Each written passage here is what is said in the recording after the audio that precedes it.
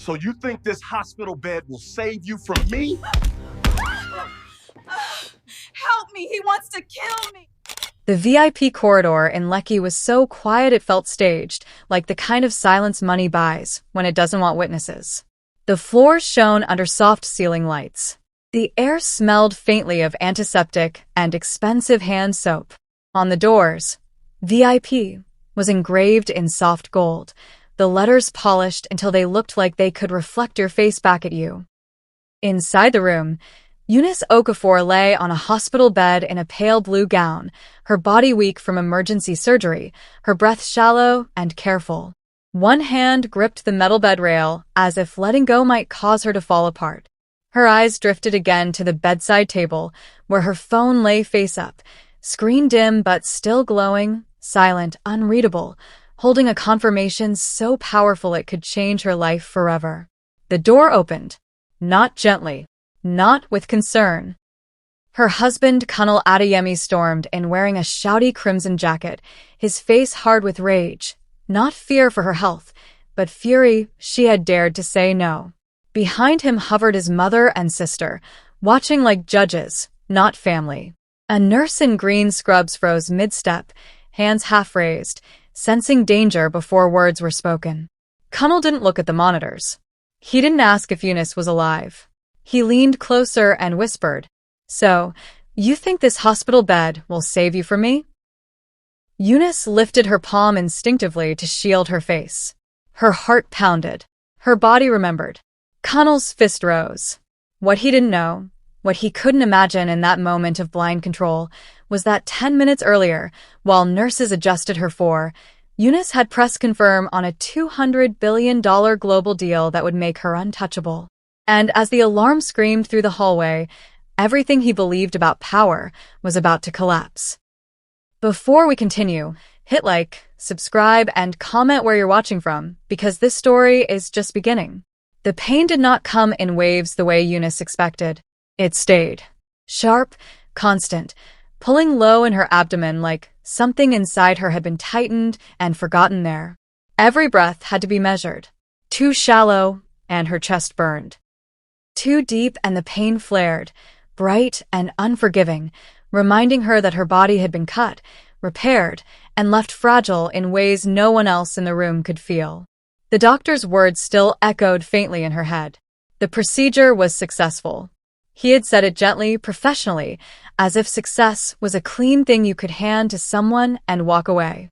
But lying there now, Eunice couldn't connect that word to what her body was experiencing.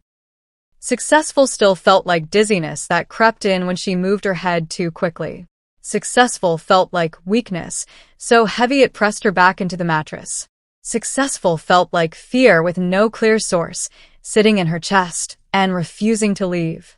The room itself looked perfect. White walls without a single mark.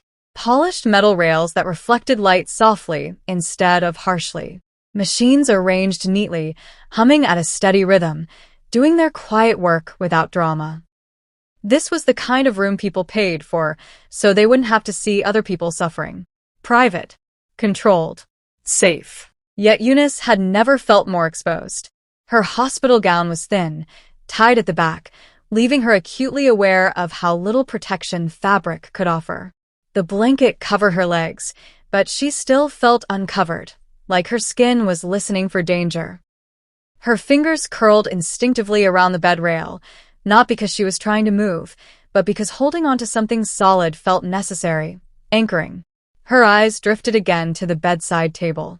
The phone lay exactly where she had placed it earlier, screen facing up. The display had dimmed, but it hadn't gone dark. A faint glow pulsed softly, like a heartbeat that refused to stop. No messages were visible. No numbers. No names. Just light. And yet, Eunice knew exactly what it held. The weight of it sat heavier than the pain in her body. Minutes earlier, when her hands had still been shaking and her mouth dry, she had pressed that final confirmation. The last signature. The last approval. She had stared at the screen for a long second before doing it, not because she doubted the deal, but because she understood what it meant. Not just money. Not just power. Exposure. Attention. A door that could never be closed again. She hadn't smiled afterward. She hadn't cried. She had simply set the phone down, face up, as if daring the universe to acknowledge what she had just done. Now it glowed quietly, a secret sitting in plain sight. Nurse Amara Nkira moved beside the bed with the calm efficiency of someone who had learned how to keep her own emotions out of her hands. She adjusted the drip, checked the line, glanced at the monitor, then back at Eunice's face. Her movements were smooth, practiced, unhurried. But her eyes betrayed her. They kept flicking toward the door. "Try to breathe slowly," Amara said gently, her voice low, steady. "If it hurts, don't force it." Eunice nodded, though the effort of even that small movement made her head feel light. She focused on Amara's voice, letting it ground her. Nurses like Amara had a way of making the world feel temporarily manageable, like nothing bad could happen while they were in the room. Still, Amara didn't turn her back completely. She adjusted the monitor, but angled her body so she could see the door from the corner of her eye. She noticed the way Eunice's grip on the rail tightened and didn't loosen. She noticed how Eunice's gaze kept drifting, not to the ceiling, not to the machines, but to the entrance. Fear, Amara knew, wasn't always loud. Sometimes it was stillness. Sometimes it was the way a patient stopped asking questions. Outside the room, the corridor was quiet, but it was the kind of quiet that didn't feel restful. It felt paused, suspended, like something was being held back by timing alone. Then came the footsteps. At first they were distant, barely more than vibrations through the polished floor. Eunice felt them before she fully heard them, a tightening in her chest responding to a rhythm her body recognized. They weren't the soft, measured steps of nurses moving from room to room.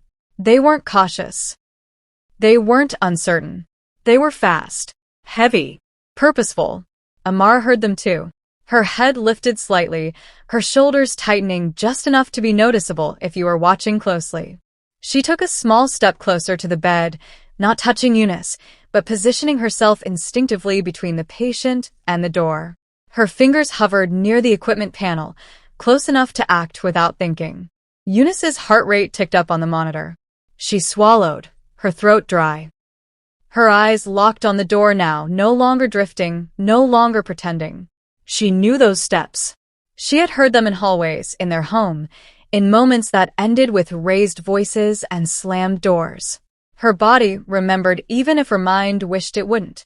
Her grip on the bed rail tightened until her knuckles began to pale. The phone on the table pulsed softly, indifferent to the fear in the room, holding its truth without comment. The footsteps stopped right outside. For half a second, there was nothing. No knock. No pause to gather composure. Just the sound of someone standing there, close enough to feel through the door. Amara drew in a slow breath, keeping her face neutral, professional. She didn't ask Eunice if she wanted company. She didn't say it would be okay. She waited. The handle turned, and the room, for all its polish and promise, felt suddenly very small. Connell stepped into the room as if he owned the air inside it. The door hadn't fully closed behind him before his presence filled the space. Broad shoulders squared, chin lifted, the crimson jacket catching the light like a warning flare. He didn't pause. He didn't soften. He didn't glance at the machines humming steadily beside the bed, or at the 4-line taped to Eunice's arm, or at the monitor quietly translating her body into numbers. His eyes went straight to her face and stayed there, fixed and unblinking, the way a man looks at something that has defied him. The jacket was expensive, tailored to announce confidence, the kind of red chosen by someone who believed attention was a right. It made the room feel smaller, more crowded, as if color alone could press down on the pale blue of Eunice's gown. She felt the shift immediately, a tightening in her chest that had nothing to do with pain medication. Her fingers curled harder around the bed rail. Behind him, Janet entered with a measured step, her lips pursed, her gaze already assessing. She didn't look at Eunice's bandages. She didn't look at the drip. She looked at the bed as if it were an inconvenience, then at Eunice as if she were a problem that hadn't been solved properly. Ngozi followed, hovering near the doorway, arms loosely folded, eyes sharp with a curiosity that wasn't concern. They took up space without sitting, without offering greeting, positioning themselves like witnesses rather than family. Connell stopped just short of the bed, close enough that Eunice could smell his cologne, familiar, heavy, suddenly suffocating. He leaned forward slightly, hands braced on the rail near her hip, his knuckles whitening as his grip tightened. "You embarrass me today," he said. His voice was low, controlled, carrying venom wrapped in calm. Not loud enough to alert the hallway. Not dramatic enough to invite interruption. The kind of tone that demanded attention without raising suspicion. Eunice's mouth opened, then closed. Her throat felt scraped raw, as if she'd been swallowing sand. She tried to speak anyway, forcing air through lungs that didn't want to cooperate. The sound came out thin, unfinished. Connell didn't wait. "In front of my people," he continued, eyes narrowing. "You looked me in the face and said no." Janet clicked her tongue softly, the sound sharp in the quiet room. "A woman forgetting herself," she murmured, not quite under her breath. Ngozi's gaze slid over Eunice's body, from the hospital gown to the blanket, lingering just long enough to register judgment. There was no sympathy there, only appraisal. Eunice swallowed again, her head spinning slightly. She tried to sit up, just a little, but the movement sent a flare of pain through her abdomen, and she froze, breath hitching. Her hand slipped, then tightened again on the rail, as if letting go would be dangerous. "I just needed time," she managed, voice barely audible. "I wasn't well." Connell straightened abruptly. The movement was sharp, sudden like a switch flipped. His shoulders rolled back, his chest expanding as if he were bracing for something. "Don't," he said quietly. "Don't start that." His eyes flicked briefly to the nurse, standing a few steps away. Just a flicker, but it was enough. A calculation. A reminder of who else was present. Then his attention snapped back to Eunice, harder than before. Nurse Amara felt it then, the unmistakable tightening in the room. She had seen anger before. She had seen frustration, grief, panic. This was different. This was the tension that lived in a man's shoulders, in the way his hands flexed and unclenched as if testing strength. She shifted her weight, planting her feet more firmly, her body angling so she could see both Connell and the equipment panel without drawing attention. Connell's fingers drummed once against the rail, slow and deliberate. "You think lying here makes you untouchable?" he asked. "You think because you're sick, you can disrespect me?" Eunice's heart hammered. Her gaze darted, briefly, involuntarily, to the door, then back to his face. She felt small in a way she hated, reduced to her position on the bed, to the weakness in her limbs. Janet stepped forward half a pace. "After all he's done for you," she said, shaking her head, "this is how you repay him." Ngozi's lips curved into something that might have been a smile if there had been warmth behind it. "Some women don't know when to stay in their place." The words landed heavy, pressing down on Eunice's chest. She stared at Connell, searching his face for something. Hesitation, concern, anything that suggested this was a misunderstanding. She found none. His jaw was set, his gaze unyielding. She tried again to speak, to explain, to slow the moment down. "Connell, please. I'm not strong. I just had surgery." The word please slipped out before she could stop it. She felt it leave her mouth and knew, immediately, that it had been a mistake. Connell's eyes darkened. Something shifted behind them, a flicker of satisfaction, mixed with irritation. He leaned in closer, invading the small space she had left. "That's exactly why you should listen," he said. Nurse Amara's pulse quickened.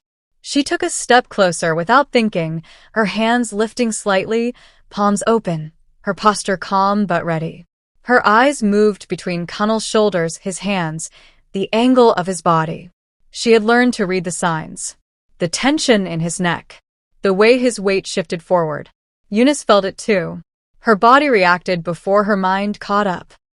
Her free hand rose slightly from the mattress, hovering near her face, her fingers trembling. The room was still. Too still. Outside, the corridor remained quiet, unaware of the way the balance inside this pristine VIP room was tilting, how quickly concern had curdled into threat. The machines continued their steady hum, indifferent. The phone on the bedside table glowed faintly, holding its secret, as Connell stood there in red and rage, and everyone in the room understood, whether they admitted it or not, that this visit was not about her recovery. It was about control. Connell's words still hung in the room like smoke, thick, choking, refusing to clear. Eunice lay there feeling the weight of them press against her ribs, her throat too dry to swallow the fear that kept rising. His crimson jacket flashed every time he shifted, a moving warning in the bright hospital light. Janet stood behind him like a judge waiting to deliver sentence. Ngozi watched like an audience that had paid for a show. And all Eunice could think was, this didn't start here. It started earlier. It started in the morning, in their Lekki home, when her body had already been whispering that something was wrong. Sharp pulls low in her abdomen, dizziness that came in waves, that strange metallic taste at the back of her tongue. She had tried to ignore it because ignoring pain had become normal. Because for years she had trained herself to keep moving through discomfort the same way you keep moving through Lagos traffic, slow, deliberate, refusing to let the chaos stop you. She had been sitting on the edge of their bed when Connell walked in with a document folder tucked under his arm like it was casual. Like it was nothing. Like he wasn't about to place his hand on the throat of everything she had built. He wore a smile then. Not the kind that warmed his eyes. The kind that stretched his mouth while his gaze stayed cold. He had always had that smile. The one he used in front of outsiders. The one that said, I'm reasonable, I'm calm, I'm the victim of her stubbornness. A smile designed to make anyone who challenged him look irrational. Babe, he said, flipping the folder open with slow confidence. Just sign this quickly. Eunice had looked down, blinking against the dizziness, trying to focus on the pages as they shifted slightly in her vision. The paper smelled fresh, new print, legal ink, the sharp scent of something prepared carefully. Something planned. What is it? She asked, already wary. A simple arrangement, he replied, sliding it toward her. Temporary. Just until you're better. It's smart business. You'll thank me later. He said it the way he said everything, like he was doing her a favor she didn't deserve. Eunice's fingers had been trembling, not from fear then, but from weakness she couldn't explain. Still, she forced herself to read. Because she had made the mistake too many times, glancing, trusting, signing quickly because he stood over her with that look that made arguments feel exhausting before they even started. This time, her eyes moved line by line. And what she saw made her stomach turn. Asset control. Transfer permissions. Authorization clauses so broad they swallowed the entire company whole.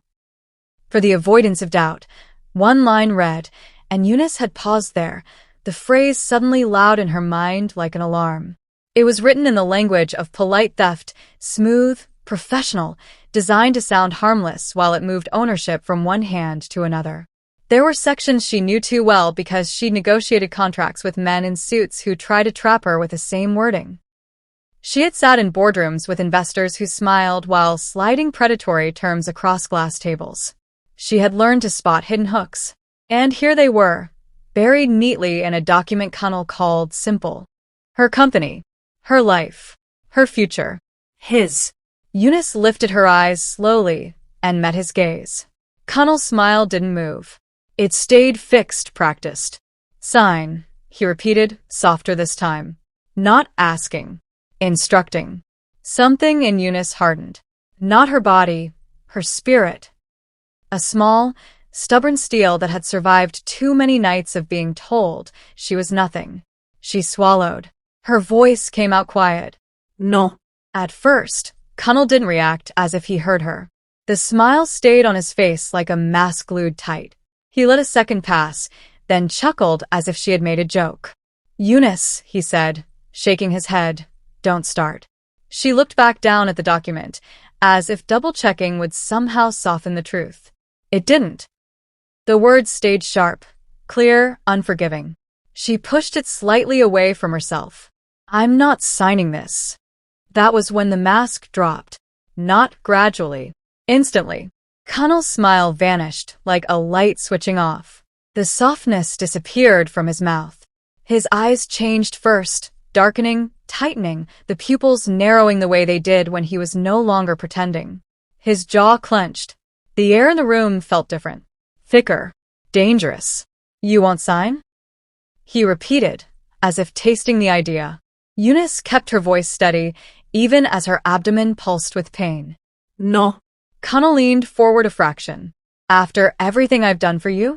Eunice stared at him, trying to understand how he could say that with a straight face. Everything he'd done. She remembered the early years when she was selling beauty products in open markets, sweating through heat that melted cheap makeup off her face, smiling at customers who looked through her like she was invisible. She remembered going home and taking online tech courses at night, eyes burning from exhaustion, laptop balanced on her knees because a desk was a luxury then. She remembered being laughed at when she told people she wanted to build something. She remembered investors dismissing her because she was a woman and because she spoke with the accent of someone who didn't grow up inside air-conditioned privilege. She remembered every humiliation she turned into fuel. She remembered every door slammed in her face. Connell wasn't there for most of it. Not really. He enjoyed the benefits once they arrived. He showed up to take credit once the world started applauding. He learned to introduce himself as the man behind her success, the silent partner, the supportive husband, the one who guided her. But Eunice remembered the truth with painful clarity. She had built that company with shaking hands and stubborn faith, not with his help. Connell's voice sharpened. You're acting like you didn't come from nothing. Eunice's lips parted, but the pain hit again, harder this time. A twisting pull that stole her breath for a second. She pressed a hand lightly to her abdomen, trying to hide the weakness. Connell noticed. His eyes flicked to her hand and returned to her face, cold. You see, he said, as if her pain proved his point. This is why you need me. You're not thinking straight. He tapped the document with a finger, the sound small but aggressive. Sign it. Eunice forced herself to inhale slowly. No, she said again. Connell's nostrils flared. His voice dropped into something quieter, more dangerous than shouting. Do you know how you look when you do this? He asked. Do you know what you're doing to me? To me. Always to him. Eunice's vision blurred slightly as another wave of dizziness rolled through her. Her body felt suddenly too heavy for the room. She tried to stand, thinking she needed water, air, space, anything, but her legs wobbled under her. The world tilted. She reached for the bedside table and missed it by inches. Her knees buckled. Connell caught her arm, not gently. More like someone grabbing a falling object so it didn't break on the floor. His grip was tight enough to hurt. Don't start acting dramatic, he muttered, even as her skin turned clammy and her breathing became shallow. Eunice tried to speak, but her mouth wouldn't form words. The room spun faster. Sound stretched, then snapped back. She heard Connell calling her name once, impatient, irritated, as if her collapse was an inconvenience timed to frustrate him. And then voices. Distant at first, then urgent. Staff. A neighbor. Someone shouting for help. The ambulance siren came later, slicing through the morning like a warning. As they lifted her onto the stretcher, Eunice's eyes fluttered half open, and she saw Connell walking beside the paramedics, phone in hand, jaw tight, not panicked, not scared for her, but furious. His anger followed her like a shadow into the bright open air, into the ambulance, into the hospital gates. She remembered lying under the harsh lights of the emergency room, hearing doctors speaking quickly, feeling hands move over her body, and still sensing Connell's presence, like a threat nearby. Even then, even when her life was wobbling on the edge, he kept glancing at that document folder like it mattered more than the 4 in her arm. Now, back in the VIP room, with the beep of machines steady and Nurse Amara standing tense behind them, Eunice understood something with a clarity that made her chest ache. Connell hadn't come to the hospital to see if she would live. He had come to make sure she would still obey. The memory of the morning still clung to Eunice, like sweat that wouldn't dry. The ambulance lights, the rushed voices, Connell's hard grip on her arm as if he was holding a possession instead of a wife. It all braided into the present until she couldn't tell where the fear ended and the pain began. In the VIP room, the air was clean, filtered, expensive. The walls were a soft cream that tried to look comforting. The sheets were white enough to make her skin look dull. The machines spoke in calm, measured beeps, as if they hadn't noticed the danger standing beside her bed. Connell paced. Not the nervous pacing of a man scared for his wife. The pacing of a man trying to keep his anger from spilling too fast. He moved from the foot of the bed to the window and back again, shoulders squared, hands flexing and unclenching like he was warming up for a fight. His crimson jacket caught the light each time he turned, loud and aggressive against the hospital's quiet palette, as if even the color was shouting. Janet remained near the doorway, her wrapper perfectly tied, her head held high. She didn't look like someone visiting a patient. She looked like someone arriving to correct a servant. Ngozi leaned slightly against the wall, arms folded, face set in that smug half-smile that made Eunice's stomach tighten.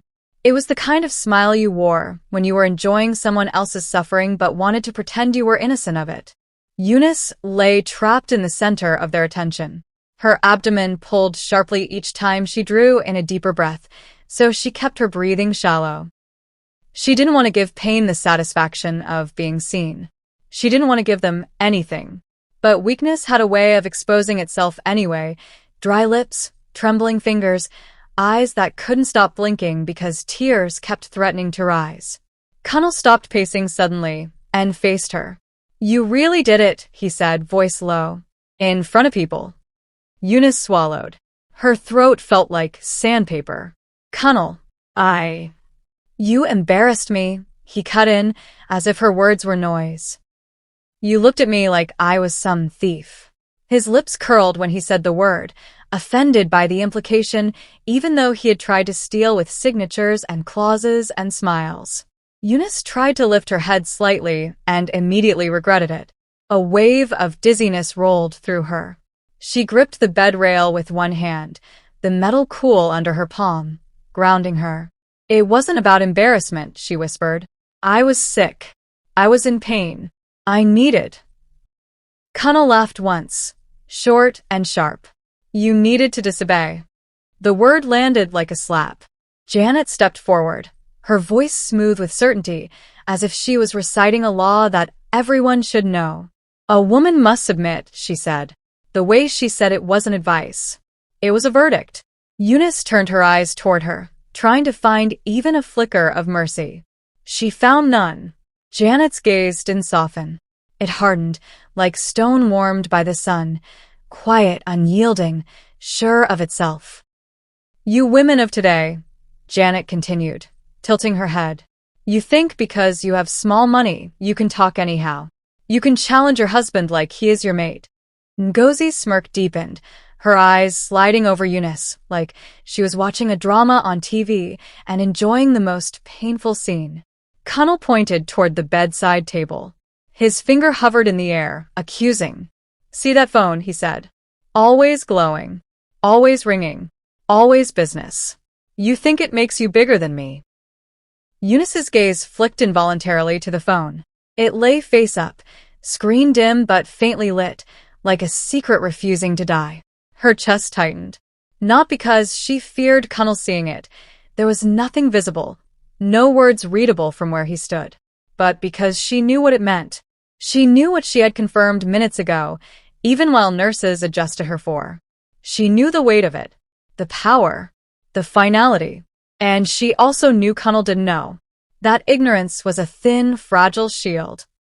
One that wouldn't hold for long. "I'm not trying to be above you," Eunice said softly. I need to rest. I had surgery." Saying it out loud made the truth feel more real. She had surgery. Her body had been opened, stitched. Her insides were still trying to settle back into place. She was supposed to be safe here, monitored, protected. Connell's eyes narrowed. "Surgery," he repeated, as if the word offended him. As if that changes anything. Ngozi made a small sound. Half laugh, half scoff. she said, shaking her head slowly. See her. Acting weak now. But in the morning she had mouth. Eunice's stomach twisted, not just from pain, but from humiliation. The way they talked about her like she wasn't there. Like she was a child who needed to be disciplined. Like her suffering was a tool they could use. She tried again, voice cracking slightly. Cunnel, please. The words slipped out before she could stop it. A small, tired plea. A human plea. Not even for love. Just for space. For peace. For her wound to stop aching long enough for her to breathe. But please didn't soften him. It sharpened him. Something in Cunnel's face shifted, as if the word insulted him. Like her asking for mercy was a challenge to his authority. Like it reminded him that he was not naturally kind, that kindness would have to be chosen, and he hated that. He stepped closer to the bed. Not close like a husband coming to check on his wife. Close like a man approaching someone cornered. You think you can say no to me, he murmured, leaning in. His voice was quiet, but it had teeth. You think you can look at me like I'm nothing. Eunice's heart began to hammer. Her body recognized the pattern before her mind fully caught up. The tightening shoulders. The slight forward lean. The way his hands flexed near his sides, fingers curling as if testing grip. It didn't matter that there were hospital walls around them. Abuse didn't need privacy. It needed permission. And these people, his mother, his sister, had been giving him permission for years. Janet clicked her tongue, impatience thick in the sound. This is what happens when you allow a woman to have too much freedom, she said. They forget themselves. Ngozi's eyes glittered. She didn't speak, but her expression did. Enjoy it. Teach her. Put her in her place. Eunice tried to shift back against the pillow, but the movement pulled at her stitches and her breath caught. She sucked in air through her teeth, the pain immediate and sharp. Cunnel saw it and didn't flinch. You see, he said, always making everything dramatic. Always trying to make me look like the bad one. Eunice's eyes burned. I'm not trying to. Cunnel cut her off with a sudden step, bringing him so close she could smell his cologne mixed with something harsher. Anger, pride, wounded ego. You're acting rich, he hissed. You came from nothing. Do you hear me? Nothing. And you think because you have some company you can now talk to me anyhow. The cruelty of it was familiar. That was how he always attacked her, by dragging her back to the version of herself she had fought to escape. By reminding her of every hungry day, every humiliating moment, every time someone looked down on her. He used her past like a chain, yanking it whenever she tried to stand tall. Eunice's fingers tightened around the bed rail. She could feel her pulse in her fingertips. She could feel the fear rising, fast and hot, but beneath it, underneath the trembling, something else stirred. A small, stubborn refusal. No. Not again. She swallowed, forcing her voice to stay even. Cunnel, I'm in pain. Please. Not here. The moment the words left her mouth, Eunice regretted them, because she saw it happen. Cunnel's eyes flashed. His lips curled. His chest rose like a man filling himself with fury. Not here, he repeated, and his voice was suddenly louder. So where? At home? In front of your staff? In front of your lawyers? Where do you want to disgrace me again? His volume made the machines seem quieter. Even the beeping felt like it held its breath. In the background, Nurse Amara's posture stiffened. She had been trying to stay invisible, trying to remain professional, trying to tell herself this was just family tension that would burn out. But her training wasn't blind. She had seen arguments. She had seen shouting. She had seen relatives cry and accuse and insult. This wasn't that. This wasn't heat. This was intent. Amara's eyes flicked from Cunnel's face to his hands. His fingers were curling tighter now, like he was gathering something inside himself. Like the storm wasn't just approaching, it was forming. She took a subtle step closer to the wall panel, heart pounding so hard she could feel it in her throat. Her hand hovered near the emergency button, not touching it yet, because sometimes you hesitate, hoping you're wrong. Hoping you won't have to press it. Hoping a man will choose to calm down. But Amara wasn't a child. She was a nurse.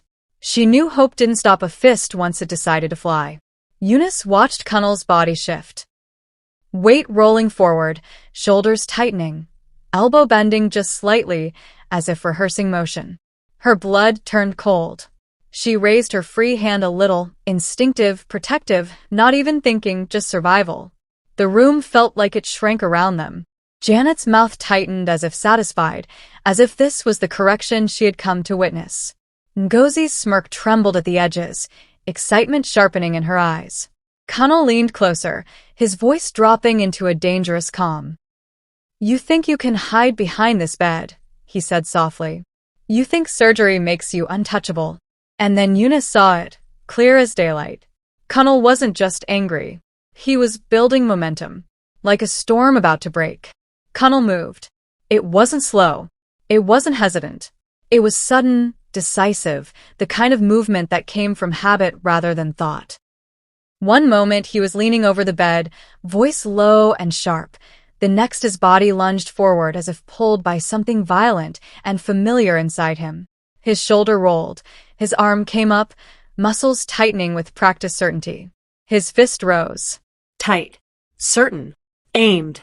Aimed at a woman lying flat on her back, a woman whose legs were still weak from surgery, whose abdomen burned with fresh stitches, whose body could not run, could not dodge, could not fight back. Eunice didn't think. Her body reacted before her mind caught up, before fear could even form words. Her free hand flew up instinctively, palm open, fingers spread in a useless attempt to shield her face.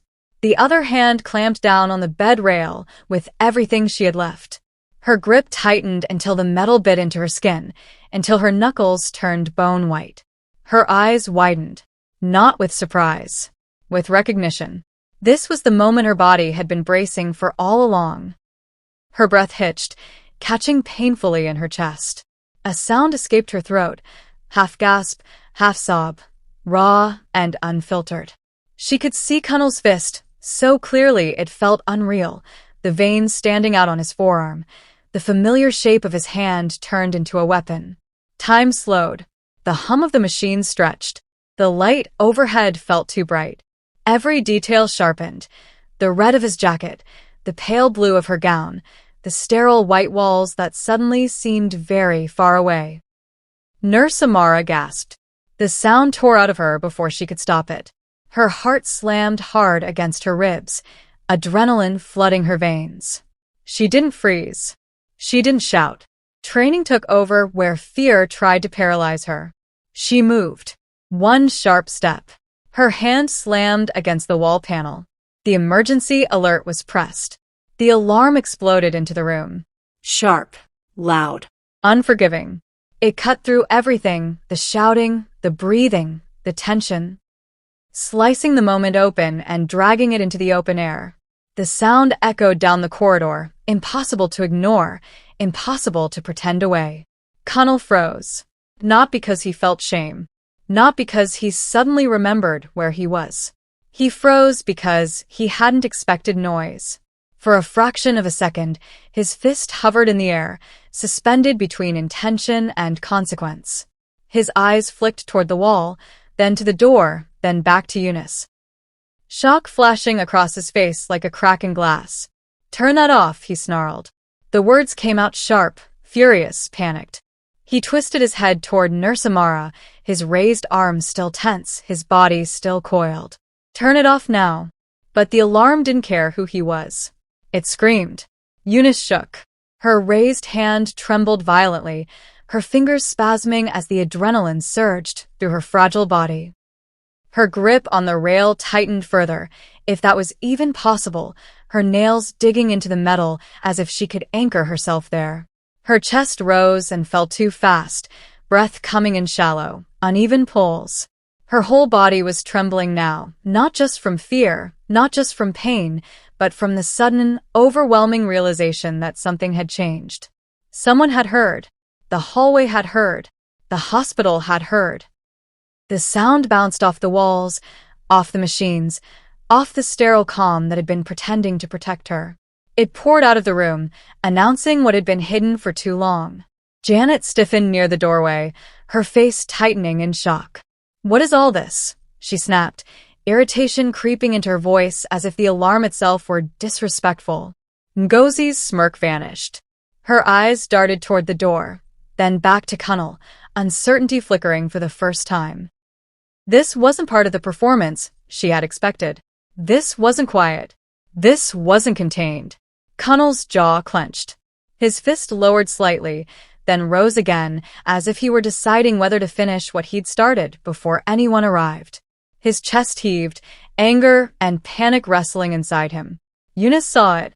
She saw the calculation flicker across his face, the split-second battle between impulse and consequence. She had seen that look before, too. On nights when he stopped himself just short of crossing a line because someone else was nearby. But this time, there was no one he could silence. The alarm continued its relentless cry.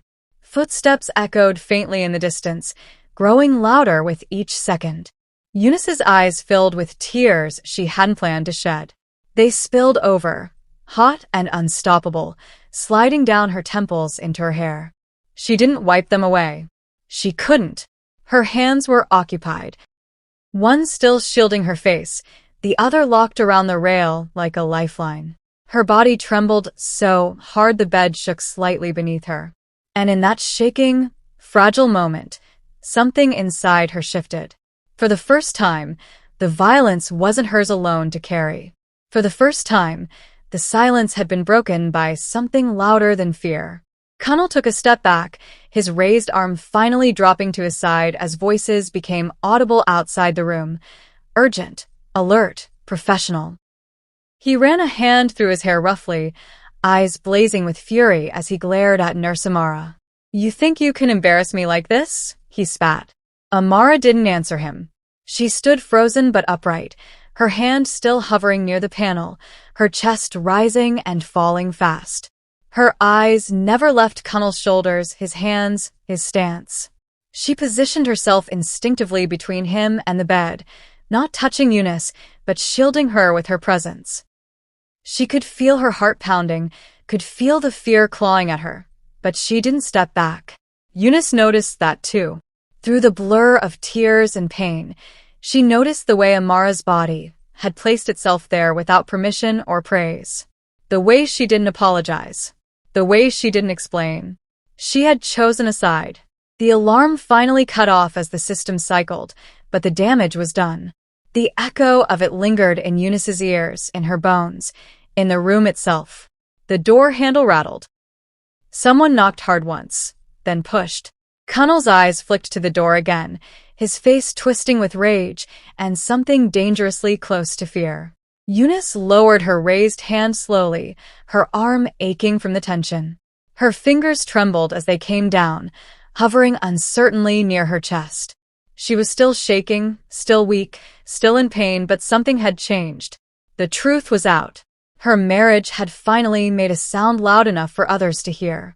And as the door began to open and voices filled the space outside, Eunice realized, through the fear, through the trembling, through the pain, that no matter what happened next, the silence that had protected Kunnel for so long was gone. The hospital knew, and that meant everything. The door flew open with a force that shook the air.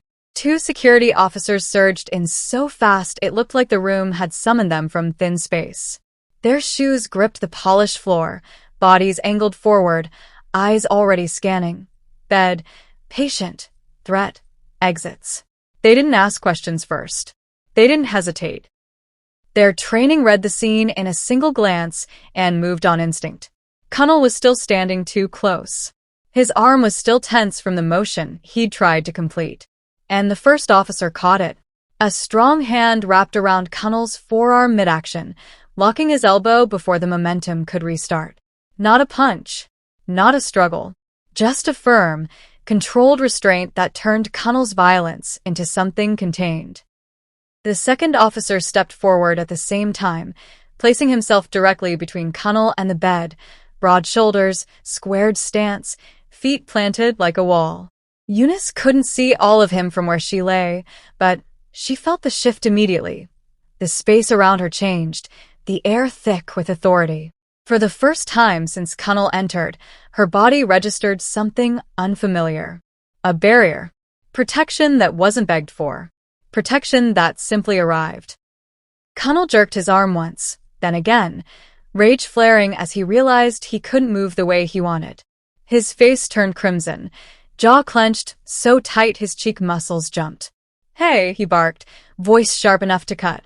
"What is this nonsense? Release me." The officer holding him didn't release him. His grip tightened, not with aggression, but with certainty. The kind that told Connell, without words, that this wasn't his house and his temper wasn't law here. Connell's eyes snapped to Eunice, then to Nurse Amara, then to the officers. His pride scrambled for a weapon, for a title, for anything that could restore the hierarchy he lived by. "Do you know who I am?" he shouted. The sentence burst out like it was supposed to be a shield. Like his name alone could erase the fist, erase the fear, erase the alarm screaming just moments ago. The officer didn't blink. Neither did the second, one blocking the bed. The hospital smell, antiseptic and clean air, didn't change, but the room did. It tightened. It reorganized itself around procedure, around protocol, around reality. Janet's voice rose immediately, high and dramatic, carrying the outrage of someone who believed consequence was a thing for other people. Ah! "Look at embarrassment," she cried, palms lifting. "So, you people will now enter my son's matter? In a hospital? Is it not husband and wife? Is it not family?" She stepped forward like she meant to push through, but the second officer's body remained between the chaos and the bed. He didn't touch her. He didn't need to. His presence alone drew the line. Ngozi recovered faster than Janet. Her eyes sharpened, her mouth twisting into that same hard curve Eunice had seen in their living room whenever Ngozi took Connell's side. "You're overreacting," Ngozi snapped at the officers, then at Amara. "Nothing happened. It's just shouting. Are you people hungry for drama?" Her words were loud, rehearsed, meant to confuse, to blur the edges of what everyone had seen, to turn violence into misunderstanding, to make truth sound like exaggeration. Eunice lay there shaking, tears still clinging to her lashes. Her chest rose and fell too quickly, pain flaring with every breath, but her eyes stayed fixed on Connell. Not because she wanted to, because survival demanded she track him even now, even restrained, even watched. Connell's fury didn't shrink. It shifted shape. He looked at the officer gripping him and sneered. "Remove your hand from me. Now." Do you know what I can do? Do you know who I can call?" Still, the officer didn't release him. Instead, he spoke in a calm, controlled tone that didn't match Connell's heat. "Sir, step back. You need to calm down." That word calm hit Connell like insult. He yanked again, but the grip held. The second officer stayed planted, body shielding Eunice without looking back, as if he understood that the bed behind him contained the most important person in the room. And then Nurse Amara spoke. Not as a plea, not as a nervous apology, as a report. Her voice was steadier than it had been seconds ago, steady in that way people become when they realize fear is useless unless it turns into action. She took a small step, positioning herself so she could be seen clearly from the corridor angle. So anyone passing, any camera above, any staff arriving could capture her words and her posture without obstruction. Eunice noticed it even through her shaking. Amara was thinking beyond the moment. Amara was thinking evidence. "Time is 14:32, Amara said, her tone professional, clear. "Patient Eunice Okafor is post-op and under monitoring." Visitor Kunal Adeyemi entered the room with 2 relatives. He made verbal threats. He moved to strike the patient while she was on the bed. I pressed the emergency alert before contact was made. Every sentence landed like a stamp. Timestamp. Patient status. Names. Witnesses. Action. Intent. Kunal's eyes widened slightly, not with remorse, with shock that someone had dared to speak that way about him. Not emotional. Not vague. Not scared. Specific. Janet gasped like Amara had committed a sin. "Are you accusing my son?" she cried. "In this hospital? God will judge you. Ngozi stepped forward, voice tightening. Madam Nurse, be careful what you say. You don't know these people. Amara didn't argue. She didn't trade insults. She just continued, like she'd switched into a mode that didn't include fear. There are cameras in the corridor, she added calmly. The alarm is logged in the system. Security response time is recorded. Connell's expression flickered. Just for a moment.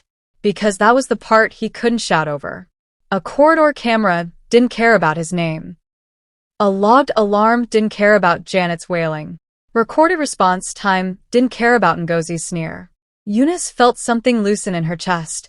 Not relief. Not yet. But a crack in the wall that had trapped her for years. The wall built from silence, from shame, from the constant expectation that no one would take her seriously unless she could prove it in a way that didn't exist. But now proof existed.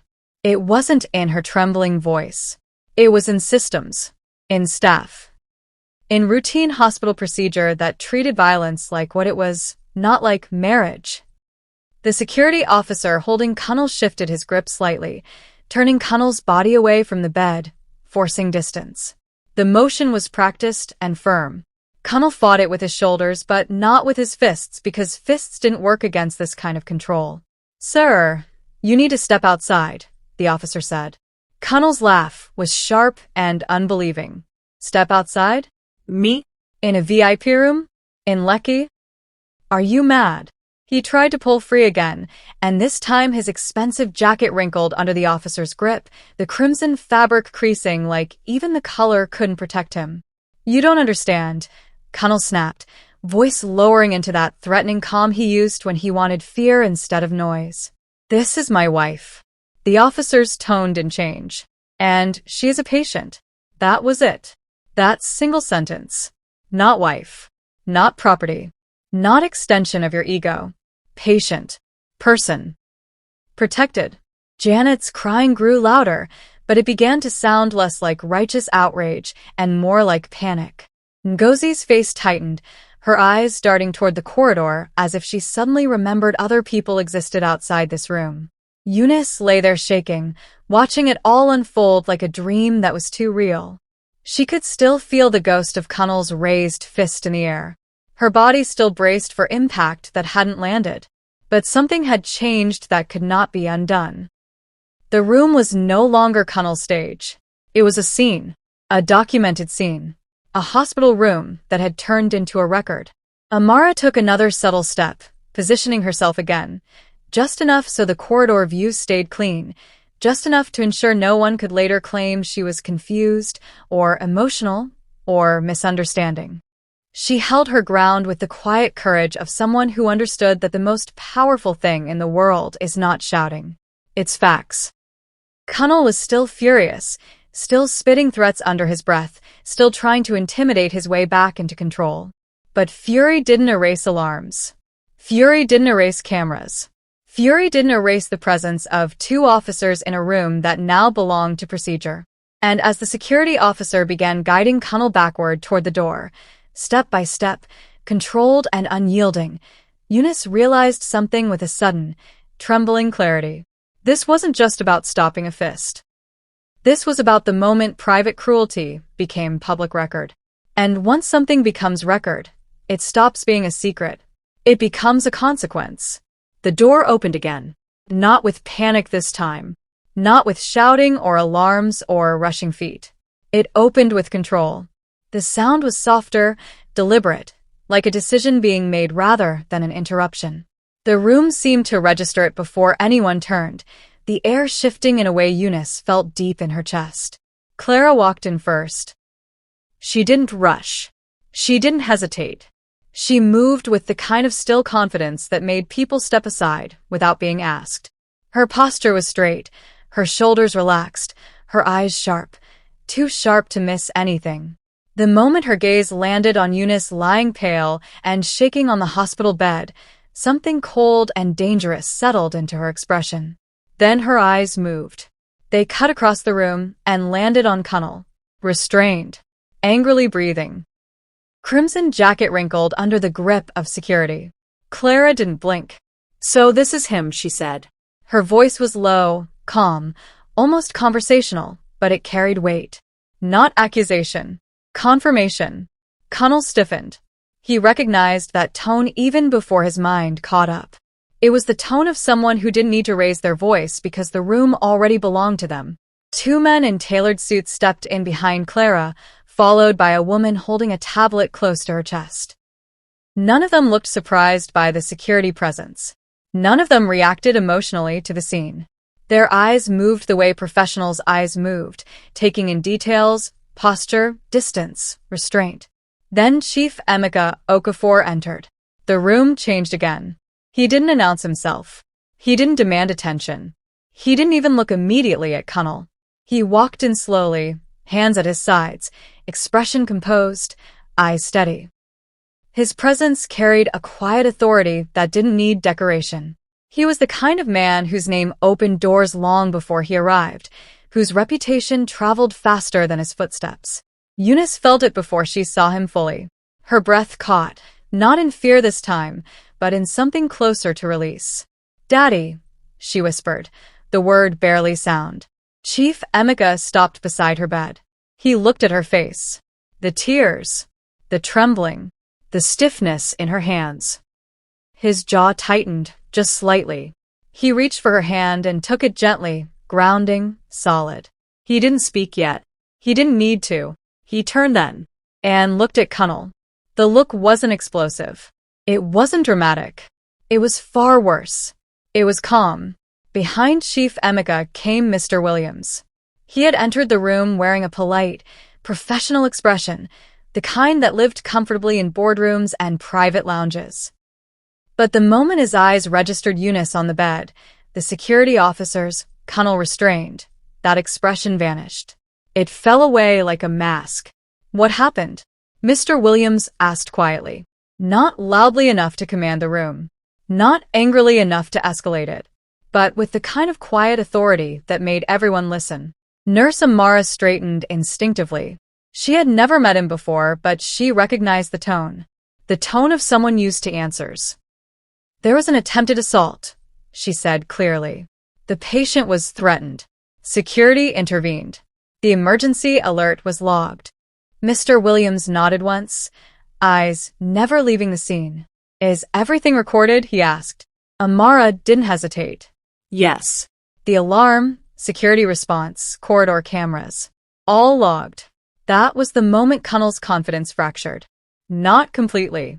Not yet. But enough. His eyes moved from the suits to Chief Emeka to Mr. Williams. And something inside him began to calculate. This wasn't hospital staff he could intimidate. This wasn't family he could shout over. He recognized power. And worse, he recognized structure. Clara stepped forward slightly, her heels clicking softly against the floor. Her gaze never left Connell's face. "You raised your hand to my sister," she said. It wasn't a question. Connell scoffed, but it came out thin.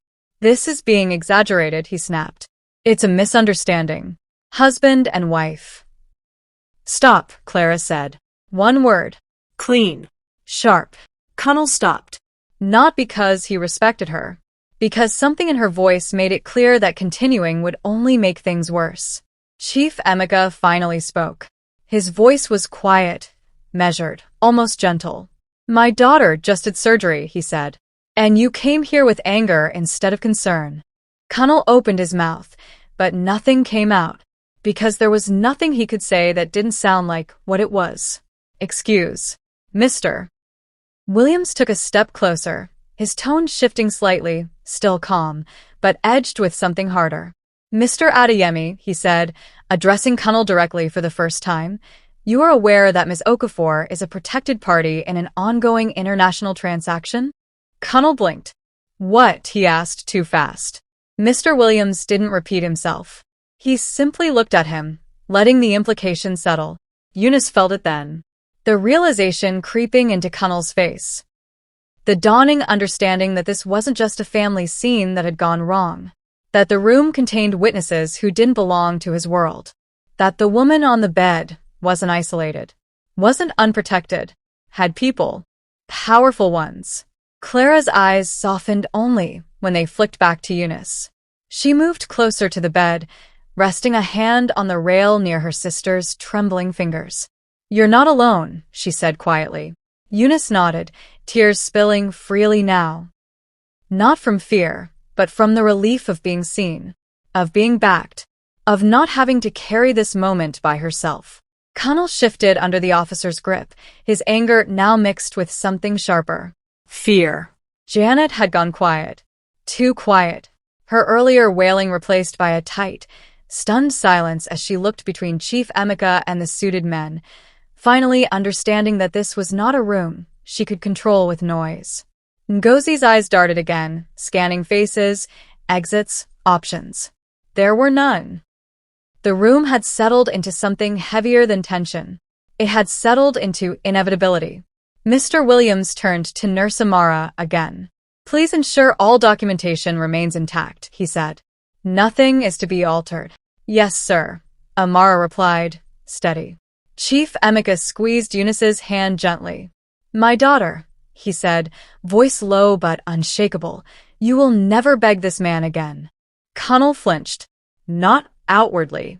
Inside. Because in that sentence, he understood something irreversible. Eunice hadn't just survived the moment. She had stepped into a world where his voice no longer carried the most weight. And as the security officer adjusted his hold and the corridor outside filled with approaching footsteps, calmer now, official, Connell realized the truth too late. The door hadn't just opened. It had closed behind him, and on the other side of it stood people who did not fear him at all. The footsteps in the corridor changed. Not the hurried scramble of nurses responding to an alarm, not the uncertain shuffle of relatives trying to look innocent. These were measured steps. Heavy. Organized. The kind that didn't ask permission from panic. Connell heard them too. At first, his chin lifted like he was about to perform the role he always performed when consequences approached. Confidence, outrage, entitlement. He adjusted his shoulders beneath the security officer's grip as if posture alone could rewrite what had happened. But the sound kept coming. And it wasn't stopping at the nurse's station. It was coming here. A brief knock landed on the door. More courtesy than request. And then it opened again, letting in two uniformed officers with a plainclothes man behind them. Their expressions were neutral, their eyes scanning quickly, professionally. One of them paused just long enough to take in the essentials. The restrained husband, the trembling patient, the nurse, the suited professionals, the older man holding Eunice's hand like it was a promise. The officer didn't ask who was important. The room made it obvious. "Good afternoon," the lead officer said, voice calm, and then he turned slightly toward security. "Who pressed the emergency alert?" Nurse Amara lifted her hand. "I did," she said, steady, surprising even herself with how firm her voice sounded. He threatened the patient and raised his fist to strike her. Security intervened. Connell scoffed immediately, a bitter sound. "This is ridiculous," he snapped. "Raise my fist? In my wife's room? You people are dramatizing." The officer held up a hand, not aggressively, just enough to stop the noise from taking over. "Sir," he said, still calm, "you will not speak over witnesses." Connell froze. Not because he agreed. Because he wasn't used to being told no in a tone that didn't apologize. Janet found her voice again, sharp and theatrical. "Officer, this is family matter," she cried, stepping forward as if tears were legal documents. Husband and wife misunderstanding. She provoked him. She has always been stubborn. Clara turned her head slightly and looked at Janet the way one looks at a person who has mistaken the stage for reality. Janet's words slowed. Ngozi tried a different approach, mocking, dismissive. "You people are making noise for nothing," she said. "She is dramatic. That nurse doesn't know what she saw. Eunice likes to play victim." Nurse Amara's fingers curled into her palm. For a second, fear tried to return, that old instinct to shrink when people with loud mouths stood too close. But then she felt something else around her now, structure. Backing. Cameras. Records. Officers in the room. Chief Emeka standing like a wall. She looked directly at the officer again. I know what I saw, she said. And the corridor camera will show his approach. Security timed their entry. The emergency alert is logged. The plainclothes man, eyes sharper, quieter, made a note. Mr. Williams remained still near the foot of the bed, not interfering, not dramatizing, just watching with a cold professionalism. Eunice could almost feel the weight of a world outside this room pressing closer now, not to punish her, but to witness. Connell's breathing turned heavier. He pulled slightly against the guard's grip, as if he could shake off the humiliation of being held.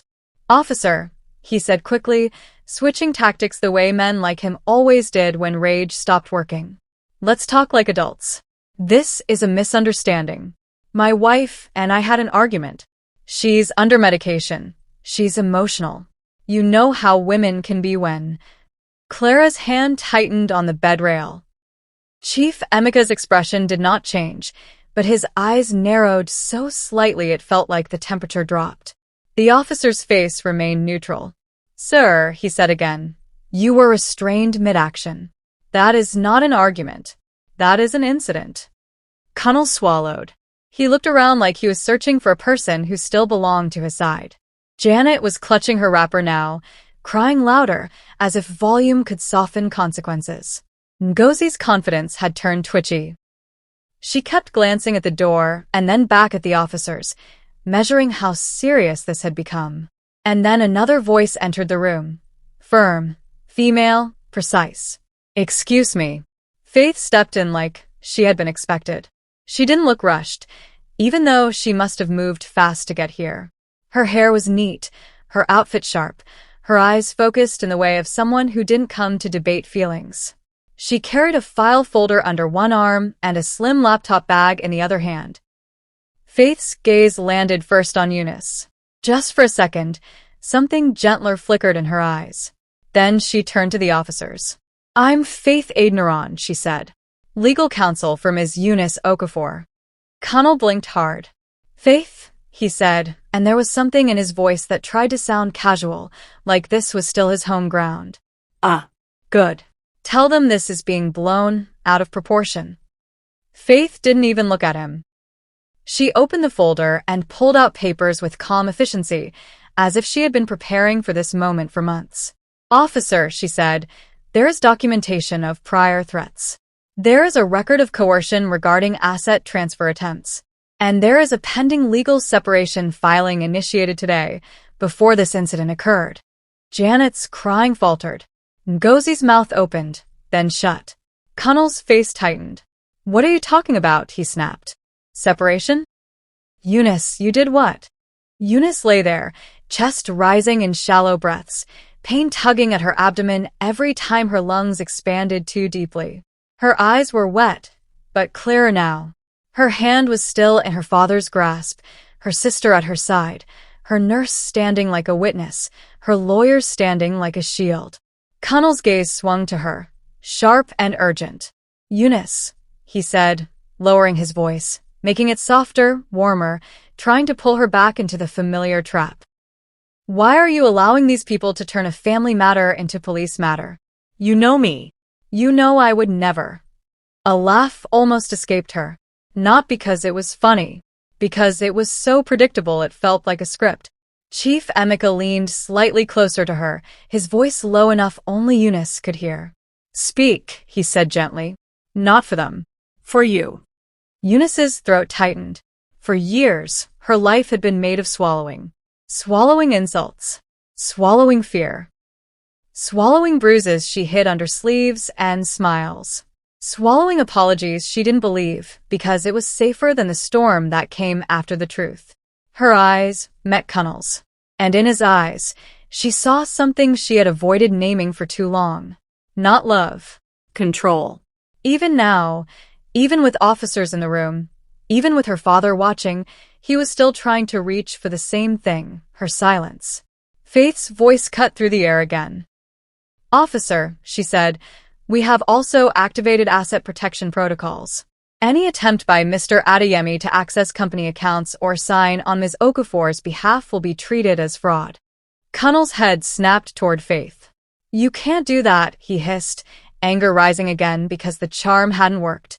That company is mine too. Everything she has, No, Faith said simply. Just one word. No debate. No explanation. No permission for his fantasy. The officer glanced toward Eunice.